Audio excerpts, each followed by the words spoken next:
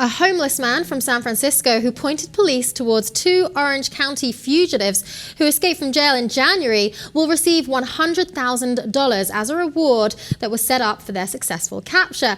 The Orange County Board of Supervisors voted to award Matthew Hay-Chapman the main share of a $150,000 reward. Two Target employees and a man whose van was stolen will also split the remaining $50,000. Hossein Nayeri, Jonathan Tieu and Bac Duong escaped from Orange County Central Men's Jail in Santa Ana on January 22nd. Now, they've been the subject of this statewide manhunt. It's gone on for weeks, and Hay-Chapman spotted two of the fugitives in San Francisco. He recognized their stolen white GMC van from seeing it on the Drudge Report. Well, apparently homeless people have access to news reports, to the Drudge Report as well. He saw their van, he noticed there were no plates on the back, and he remembered watching it on the Drudge Report, and he remembered that those guys sounded pretty bad and evil. They were pretty bad and evil. Right. One of them, incidentally, one of the many crimes that he'd committed, he took a marijuana dispensary owner to the desert after dispute and cut off the guy's penis. They escaped from maximum security jail in Santa Ana. There were tools that were smuggled in. They're still trying to figure out how they managed to smuggle in these tools. Incidentally, though, after escaping, Bac Duong, his mother, drove them around for a few hours, and then they went by this Target store, stopped off in Target.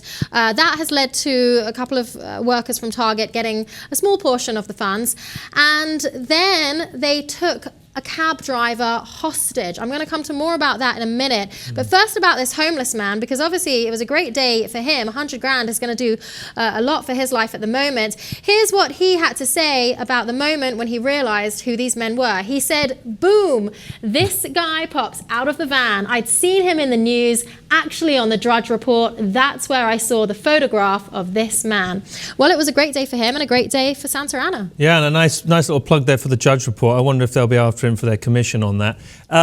But yeah, 100 grand, not to be too negative about it, but that's going to be subject to tax, unfortunately. So and there's a great irony there. The homeless guy, unfortunately, getting his reward and it's being subject to tax.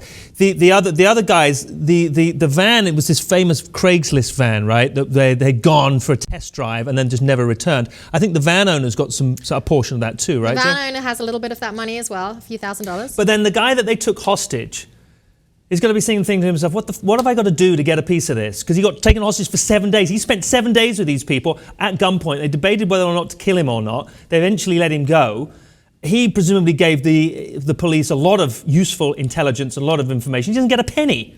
The men, incidentally, the fugitives, were arguing over whether or not to kill this cab driver, Long Ma. He was held hostage for a week by the fugitives. Right. He was taken outside Target. There was a gun put to his head. He was held hostage for a week. They tried to argue over whether or not to kill him. In the end, it was Bac Duong who managed to persuade them to let the guy go free.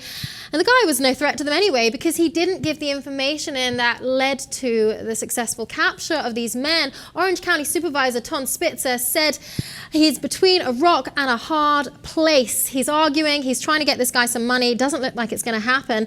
Incidentally, though, we're wondering what's going to happen to the mother. She gave them the ride from Santa Ana all the way to San Francisco in the first place. Yeah, I would imagine she'd be an accessory to the crime of evading the police, an accessory after the fact. Number of charges one would think that would be levied against her. One would assume and hope that they would be levied against her. But it's good that these guys are back in custody. It's going to be there's that ongoing investigation is going to have to take place to see how they escaped in the first place. As you said, there seemed to have been some kind of inside track perhaps offered to them because they had all these tools and equipment. It wasn't clear as whether these guys knew each other, whether they just came together in this conspiracy, a complicity that was formed within the walls of the prison, right? Yeah, this was a maximum security prison. It's, at the moment, they don't know quite how they figured out the routes, how to get around. They went through tunnels, through drains. All this, I suppose, they will get figured out now because these three men, these three fugitives are not on the run anymore. They have been captured. They are back in prison. Bad and evil men, according to the homeless man, Hay-Chapman, who gets $100,000 of the reward money for turning them in.